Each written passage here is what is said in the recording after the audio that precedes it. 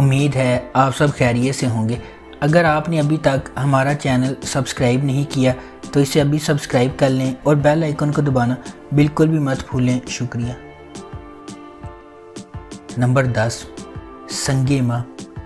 یہ series in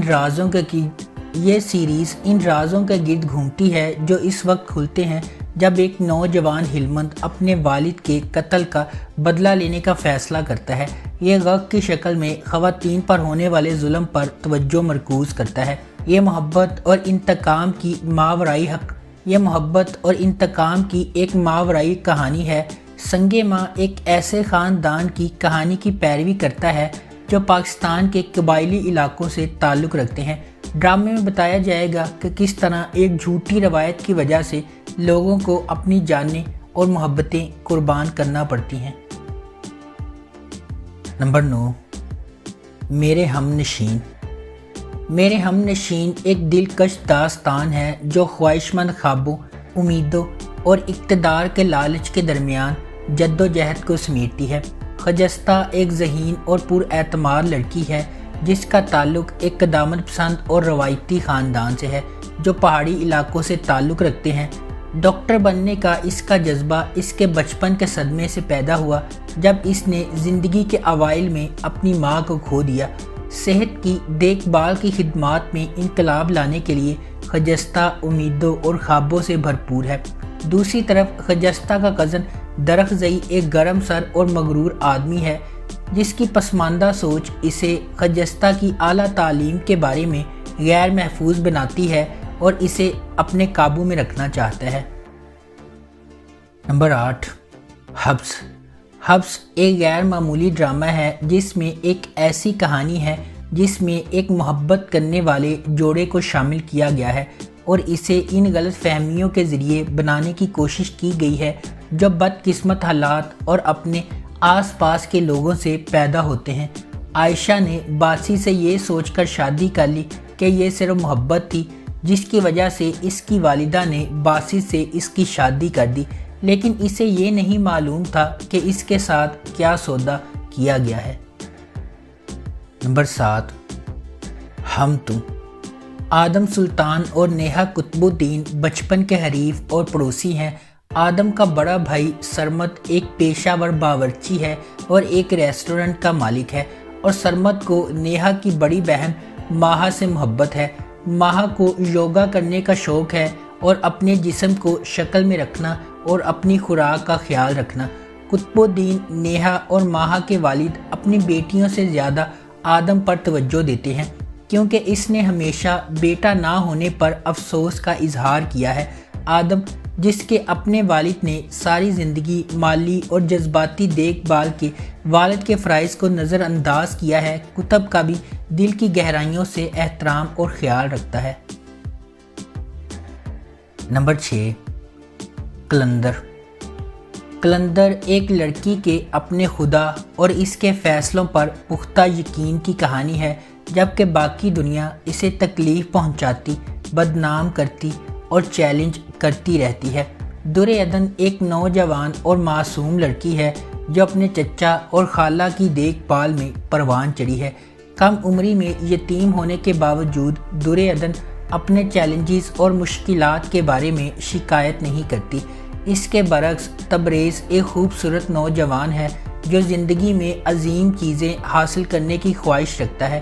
اسی محلے میں رہتے ہوئے تبریز کے والدین نے اس کے لیے ایک جیون ساتھی کے طور پر در عدن کو مناسب پایا، تاہم تبریز کی زندگی میں ایک حیران کن موڑ آتا ہے جب ایک امیر گھرانے سے تعلق رکھنے والی سنبل اس سے محبت کرتی ہے۔ نمبر 5، بختاور۔ بختاور ایک پرجوش طالب علم ہے جو ایک ایسے خاندان میں رہتی ہے جس میں ماں، ایک معذور بھائی اور ایک بہن ہے۔ اس کا جواری باپ زبردستی اس کی بڑی بہن کی شادی کر دیتا ہے اور خود گھر سے چلا جاتا ہے۔ غربت کی وجہ سے اس کا بھائی مر جاتا ہے جس پر اس کا چچا اس کی شادی اپنے ذہنی معذور بیٹے سے زبردستی کروانے کی کوشش کرتا ہے۔ وہ اپنے چچا کو ایسا کرنے نہیں دیتی اور اپنی ماں کے ساتھ کراچی بھاگ جاتی ہے۔ نمبر 4، مجھے پیار ہوا تھا۔ مجھے پیار ہوا تھا ماہر، سعد اور اریب کے درمیان لو ٹرائینگل پر مبنی ہے۔ سعد ہمیشہ سے اپنی کزن ماہر سے محبت کرتا رہا ہے، لیکن جب وہ اس کا اعتراف کرنے میں ناکام رہتا ہے تو زندگی ایک مختلف موڑ لیتی ہے اور اریب فریم میں داخل ہوتا ہے۔ تھوڑی سی غلط فہمی کی وجہ سے معاملات ٹوٹنے لگتے ہیں اور محبت کرنے والوں کے درمیان اعتماد ٹوٹ جاتا ہے۔ نمبر 3، میرے ہم سفر۔ میرے ہم سفر ایک لڑکی حالہ کے گرد گھومتا ہے جسے اس کے والد اس کے گھر پر چھوڑ جاتے ہیں، جہاں اس کے ساتھ برا سلوک کیا جاتا ہے۔ بعد میں اس کا کزن بیرون ملک سے واپس آتا ہے اور اس سے شادی کرتا ہے اور اسے وہ عزت دیتا ہے جس کی اسے ہمیشہ ضرورت تھی۔ حالہ کو اس کی تائی جان نے ساری زندگی بدسلوکی کا نشانہ بنایا، اس کے کزن حمزہ نے اسے عزت اور پیار دیا۔ نمبر 2، کیسی تیری خود غرضی۔ کیسی تیری خود غرضی کی کہانی ایک بزنس ٹائکون کے بیٹے شمشیر کے گرد گھومتی ہے، جو ایک متوسط طبقے کے پس منظر سے تعلق رکھنے والی مہک سے محبت کرتا ہے۔ ڈرامے کے دوران کچھ ناخوشگوار واقعات رونما ہوتے ہیں اور مہک شمشیر سے نفرت کرنے لگتی ہے، اور چونکہ شمشیر کے گھر والے اس کے رشتے کو منظور نہیں کرتے، اس لیے کہانی مزید الجھ جاتی ہے۔ دانش تیمور بطور شمشیر ایک کاروباری شخصیت کا بیٹا ہے، ضدی اور اپنی محبت کے لیے کسی بھی حد تک جانے کو تیار۔ درفشہ سلیم بحیثیت مہک ایک لیکچرار کی بیٹی ہے، طبیعت میں شائستہ ہے اور متوسط طبقے کے پس منظر سے تعلق رکھتی ہے۔ حماد شعیب بطور احسن مہک کے کزن اور منگیتر ہیں۔ نعمان اجاز اور عتیقہ اوڈو بحیثیت مسٹر اور مسز نواب دلاور کا تعلق ایک بااثر کاروباری خاندان سے ہے جس میں ایک آرتھوڈوکس ذہنیت ہے۔ شمشیر ایک غیر روایتی ماحول میں مہک سے محبت کرنے لگتا ہے اور محبت اور نفرت کے اس رشتے میں تقدیر کھو جاتی ہے۔ جب خاندانی اقدار بہت مضبوط ہوتی ہیں تو بعض اوقات خاندان کے افراد کو تکلیف کا سامنا کرنا پڑتا ہے، اور کیسی تیری خود غرضی ایسی ہی ایک مثال ہے۔ نمبر 1، تیرے بن۔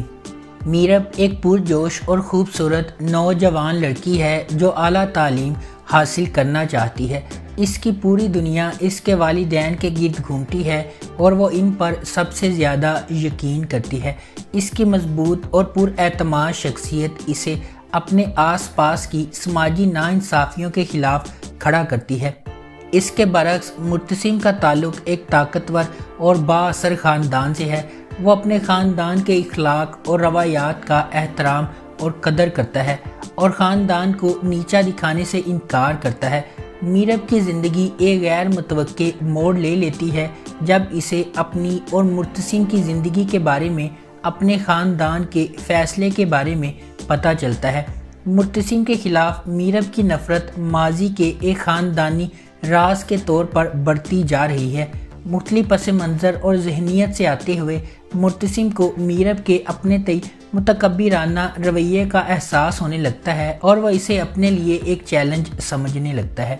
اگر آپ کو ہماری یہ ویڈیو پسند آئی ہے تو اسے لائک کریں، شیئر کریں اور ہمارے چینل کو سبسکرائب کرنا بالکل بھی مت بھولیں۔ شکریہ۔